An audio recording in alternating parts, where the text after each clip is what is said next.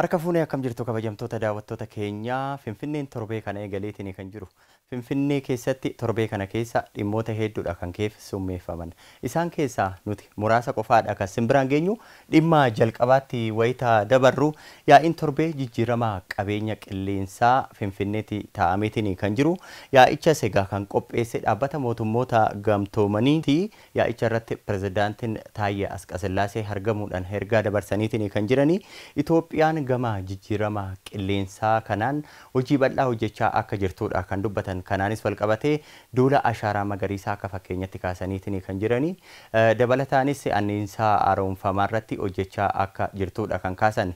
Egaa biyyootni Afrikaa qabeenya uumamaa qabanis haalan itti fayyadamuu akka qaban dhaamaniitiin kan jirani. Egaa yaa'ii kanarratti bakka buutotni biyyoota garaagaraa fi qooda fudhattootni hirmaataniitiin kan jirani. Dhimma lammaffaatti wayitaa dabarru ammoo magaalaa Finfinnee keessatti misoomni koriidarii marsaa garaagaraatiin hojjetamaatiin jira. Marsaa lammaffaan ammoo sararoota 8 irratti hojjetamaatiin kan jiru magaalattii keessatti. Kana keessaa tokko kan ta'e sararri dirree masqalaatii haga Magganaanyatti jiru eebbifameetiin kan jiru jechuudha. Eebba kanarrattis ministeerri muummee Dr. Abiyyi Ahmed argamuudhaan ergaa dabarsaniitiin kan jirani. Misoomni koriidarii magaalaa Finfinnee faayaa miidhagsaatiin jira jedhaniitiin kan jiran jechuudha.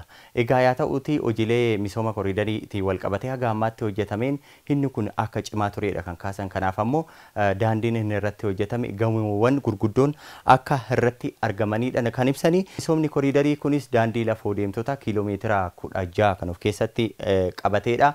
Bakka dhaabbii konkolaataa 15 fi giddugala bashannanaa 15 akka of keessatti Ammate Dr. Abiyyi Ahmed ibsanii jiru. Dhimma keenya sadaffaatti wayitaa dabarru yaa'iin barnootaa 32ffaa magaalaa Finfinnee gaggeeffameetiin kan jiru magaalattii keessatti torbee kana keessa jechuudha. Yaa'ichis yaadannoo injifannoo Adaawattiidha kan gaggeeffame. Kantiibaan bulchiinsa magaalaa Finfinnee Aadde Adaanech Abeebee akkasumas hoogganaan biiroo barnootaa magaalaa Finfinnee Dr. Zalaalam Mulaatu yaa'icha irratti hirmaataniitiin kan jiranii. Kantiibaan magaalaa Finfinnee Aadde Adaanech Abeebee damee barnootaa deeggaruudhaaf hojiin bal'aan akka hojjetamee fi barattootaaf nyaata dhiyeessuu akkasumas galteewwan barnootaa dhiyeessuun sochii gama kanaan taasifame ta'uudha kan kaasan jechuudha. Kantiibaa Adaanech egaa dhaloota beekumsaan gahoome horachuu irratti hojiin bal'aan hojjetamaa jira jedhaniitiin kan jiran.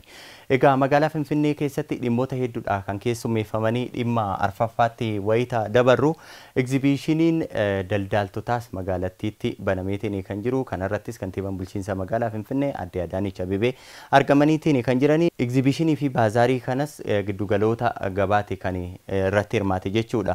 Giddugaloonni gabaa oomishaalee garaagaraa gatii madaalawaadhaan hawaasa magaalattiitiif dhiyeessatiin kan jirani. Ayyaanota garaagaraatiin wal qabatee dhiyeessiin akka hin hanqanne akkasumas gatiin akka hin daballeef egzibiishinoonni kun gahee olaanaa akka qaban kantiibaan bulchiinsa magaalaa Finfinnee Aadde Adaanech Abeebee himaniitiin kan jiran jechuudha. Dhimma shanaffaatti wayitaa dabarru ammoo egaa akka magaalaa Finfinneetti taateewwan gurguddoo torbee kana keessa gaggeeffaman keessa ayyaanni Mooliidaa kabajameetiin kan jiru.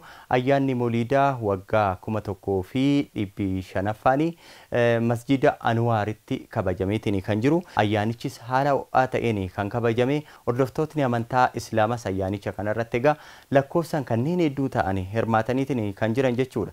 Egaa Finfinneen torbee kana keessa dhimmoota hedduudha kan keessummeessitee nuyi kanneen muraasa qofaadha kan simbiraan geenye. Simbiraan ga'uudhaas waliin turtii kan taasise anguddataa jamaan ture xumureen jira yeroo gaarii.